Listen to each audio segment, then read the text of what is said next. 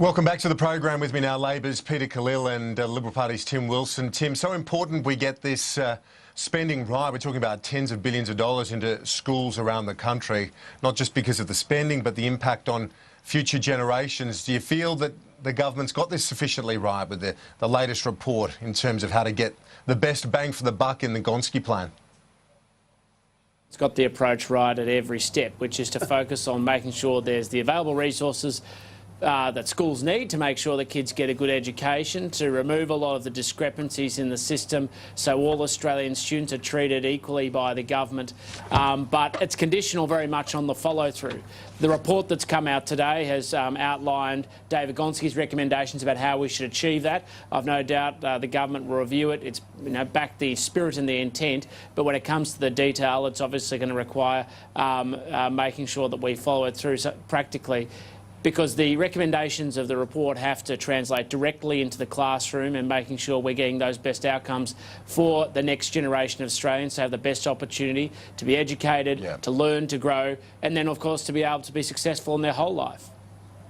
It absolutely seems to, resonate with, I think, with everyone that you would monitor as best as possible, Peter Khalil, the individual student and their needs, as opposed to just simply saying they're in that year cohort, hence they move on at this time, as opposed to checking the real literacy and numeracy standard of each and every individual. And from what I can tell, this online tool, while Jennifer Buckingham from the Centre of Independent Studies wasn't convinced about the evidence-based nature of the whole approach, that idea of checking the literacy standards, the numeracy standards, seems to make a lot of sense, Peter. Yeah, Kieran, look, I know Labor will be looking at this review very closely. It's all of us have the objective of making sure that every student maximises their potential, and the tailored assessments, if you like, of each individual student are part of this review, as I understand. It's very important to get that right going forward. But frankly, I've got to say, if they were so concerned about students, why did they cut $17 billion out of the Gonski funding? And Malcolm Turnbull says, oh, well, we can't afford to fund all the schools. Well, why don't you put the $17 billion back in the budget? That'll be a good start to help students and across the country. Kieran, this is a fictitious argument that's being put out. What the government is clearly focused on, firstly, is not just the amount of money that's being put in, though no one's disputing that has an important role. That does have an important role in making sure that students get the best education, but it's actually about outcomes and the outcomes you get and the value you get for those dollars, because the outcomes and the value isn't measured financially, it's measured in the capacity of young minds and their potential to contribute to Australia. Yeah, well, Peter, the government's argument as well is that they're putting... Let me ask Peter about this, because the fundamental number here is the government's still putting more than $23 billion into the system over the next 10 years, Peter. So there comes a point, doesn't there, where it's the approach, not the dollars. Well, that's a convenient argument that Tim's made there. But frankly, the facts are they are $17 billion short. And if you're going to tell me that that doesn't make a difference to schools, it doesn't make a difference to students and the quality of their education, doesn't make a difference to the amount of the ratio between teachers and students and all the rest of it, then we're in cuckoo land. Okay, yes, Tim's right. Tim's right. Outcomes are important. Outcomes are true that I'm right. But so is funding, and you've got to get both right. And that's the reality. We're getting the funding and we're getting it tied directly to the outcomes to improve the welfare of students. And I don't want to make this point again. The outcome and the value of the money spent in education is not based in dollars. It's in the human potential of future generations of Australians. Nice spin. We've got to move on. We're not going to resolve that debate. It's been had many times before about that number. Whether or not the government's going to look at it, obviously we don't expect any government will until Labor wins an election, possibly the next one, Peter Khalil. But if you look at the broader budget, things are looking up. Tim Wilson, the wind in the sails, so to speak, revenue very strong according to Chris Richardson again this morning. It gives you a lot of scope for tax cuts, removing the levy. Obviously, you don't want to bake in these numbers, short-term numbers in the longer term, though, do you? Well, I think what we've seen is obviously an improvement in the situation in the economy. Yes, some of it's to do with commodity prices, but it's also because we're seeing a high number of people employed, people moving off welfare consuming or tax consuming welfare benefits onto employment and then becoming tax contributors. That's part of the reason why we've seen such a significant improvement. That's because we've seen 1,000 new jobs created under this government every day. So there are lots of good news there, but I always look at any any opportunity or any revenue stream as the case for reform. And I've made no secret about my view that with available resources, we should be pursuing tax reform to improve the state of the budget, not just in the short term, but in the long term, as well as the hip pockets of Australians. So just reiterate that for us this morning before I go to Peter for his thoughts. What exactly do you want to see in that sense?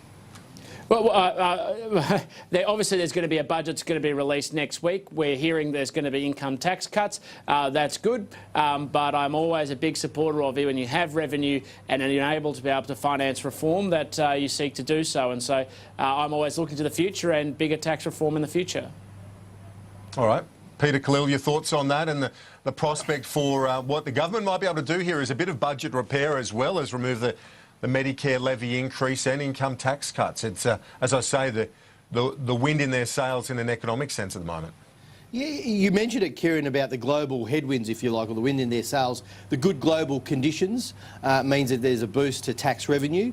And again, I just find it striking and remarkable, this mythology around the coalition being good economic managers. But when you look at the facts, since 2014, the deficit is 8 times bigger. Net debt has doubled. Gross debt has actually crashed through. And every time we tried to adjust that, you'd stop it, Peter. And now, don't blame the opposition. You're in government, stop it. and you've been in government for 5 years. And the facts are have you supported the government's plans to reduce the government spending? are poor economic managers. No. And what I would say is this: have you if tried they were to really support the thinking government's about plans to stop spending? No. Don't interrupt me. If they were really thinking about Australians, this is what they should do.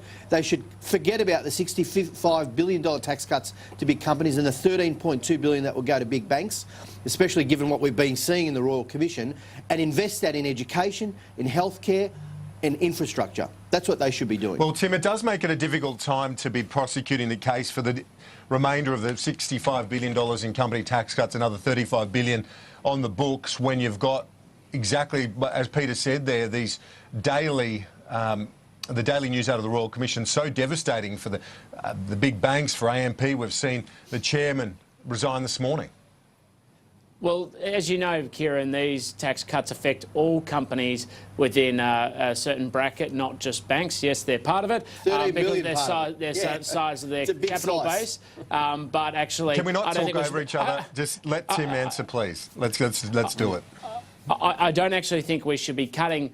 We should be saying all companies should be thrown in the same basket because we've got a problem over here that's being looked at, that's being reviewed, and that'll be fixed. The principle remains the same, which is, and you had Chris Richardson on your program only before saying the worst tax, if you want to undermine economic activity, undermine investment, undermine growth of the Australian economy, undermine jobs growth, is to have high company tax. And so that's precisely where we're trying to target it, to increase the number of people in jobs, to boost investment, to create opportunities for Australians. Peter, just quickly, to you, only 20 seconds left, but he's right about that. The economists very much with the government on that point. Well, I've got to say, it's a big part. He understated it. $13.2 billion in these tax cuts are going to the big banks. And some of what we've seen in the Royal Banking Commission is absolutely shocking. And this is the same guy who's sitting to my left here today who actually, like Malcolm Turnbull said, we didn't need the Royal Banking Commission. So I think the viewers can make their own judgment about that. We're out of time. Peter, Tim, have a good day. Appreciate it. Quick break. Back in just a moment.